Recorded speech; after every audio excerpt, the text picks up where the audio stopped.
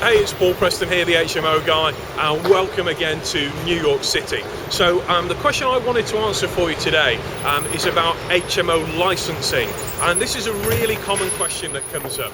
So people say, look, what is licensing? Do I need a license for HMOs? Well, in short, there's two types of HMO license. There's mandatory and selective. Now, mandatory means you've got to have it, that's the law.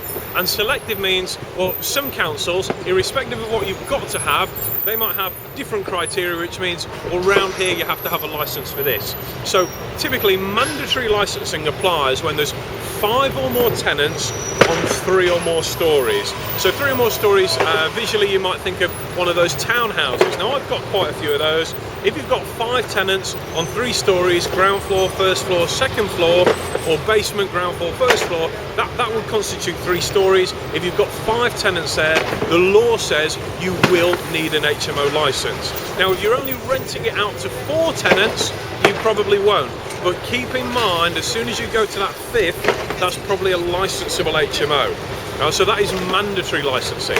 So I'll give you an example. If you only had ground floor and first floor and you had 6 people living there, under mandatory licensing you will not need a license, because yes, you've got more than 5 people, but it's only on 2 stories, ground and first. So 5 or more tenants on 3 or more stories, more than likely you will need an HMO license. So that's mandatory.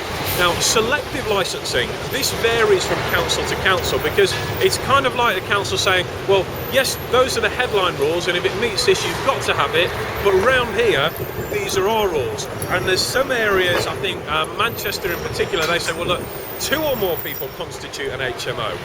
Now, yes, that is a little bit more work for landlords. It means there's more boxes to tick. But in all honesty, licensing is just a way of making sure that as responsible professional landlords, we're doing what we should be doing, and we absolutely should, providing a safe environment for your tenants. And also, I'm not being funny, but you've got to be able to sleep at night and know that everything is as it should be. So I hope that this answers your question on HMO licensing.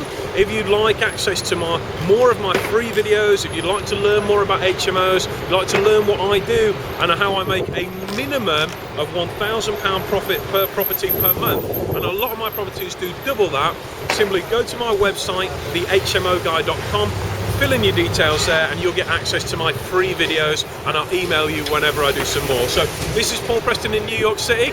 I look forward to seeing you again very soon.